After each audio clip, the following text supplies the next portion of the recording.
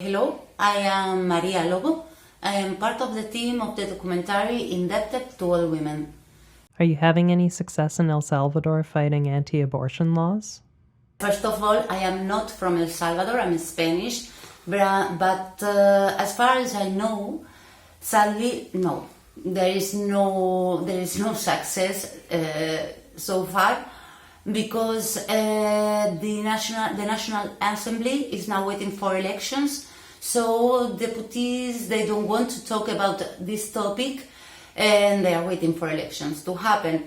Anyway, when we were filming this documentary, Indebted to All Women, we were in the National Assembly, as you could watch, and there, at that moment, the new president was had been elected, sorry. He's a new president, he's a young man, and there was a lot of hope on him. But when we tried to ask people from his party about this issue, about sexual and reproductive rights, they said that they didn't want to talk about that.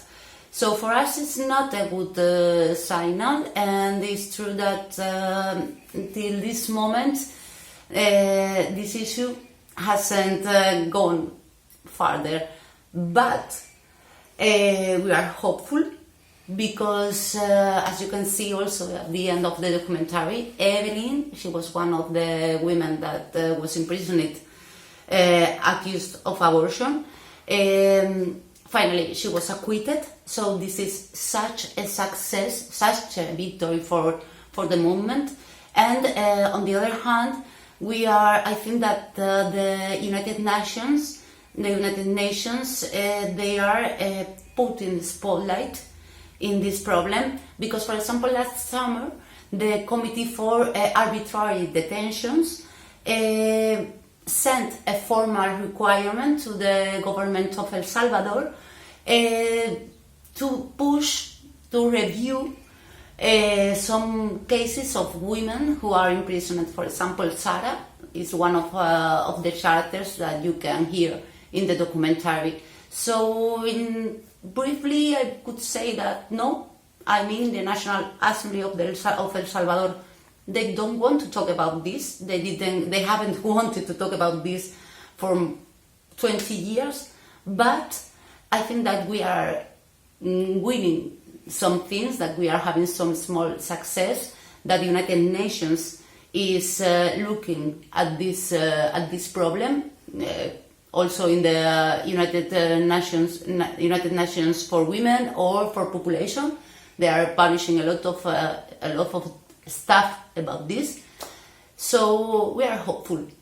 We are hopeful because we think that sooner or later it will change. Is there assistance provided from pro-choice groups in other countries?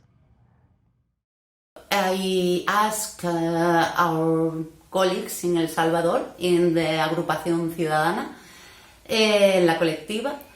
And when I asked them, it's true that they recognize that for the last 10 years, they have grown a lot in these networks and having really strong links with the other organizations, such as the Feminist Movement of Nicaragua, or IPAS from Mexico, or from International Amnesty in Central America. Why? Because they feel, all of them, that this fight between the patriarchy and women rights is taking place in the bodies of the women, and that it seems kind of special cruelty in Central America. So they have recognized this problem, they have gathered, and they are working together for the last 10 years. And now they said that they are very happy because they are receiving people from Spain, such as Agreso, such as us, and from the United States. So next year, in the 2021, it is foreseen to have the 15th meeting for feminist movements in El Salvador. Sorry, I need to translate.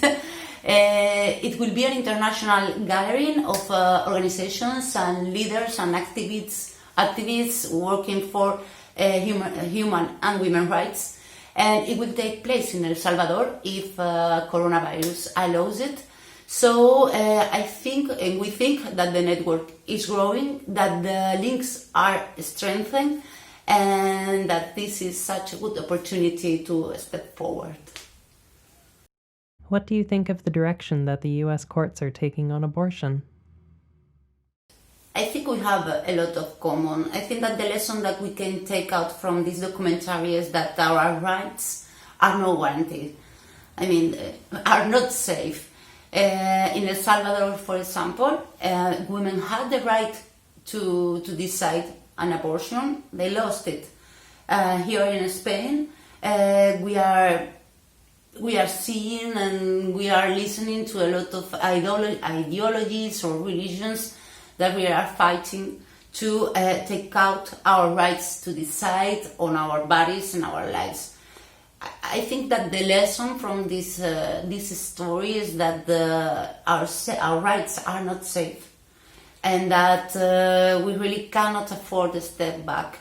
And in the US and in other advanced societies, we need to be aware of this. We need to fight this losing of rights, and we need to support all these people in Central America and other countries that are suffering for this, because this is only a mirror.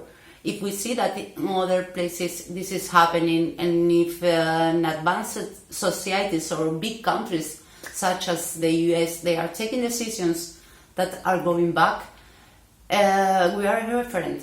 So for me, my conclusion is that it is sad, but we need to fight because we cannot afford that step back. What can be done to help these women as individuals and systematically? For me, the key is to understand that we are talking about human rights. Sexual and reproductive rights are human rights. Inequality between men and women is a fight that is taking place in women's bodies. So we need to raise this issue, this topic, to the public scene.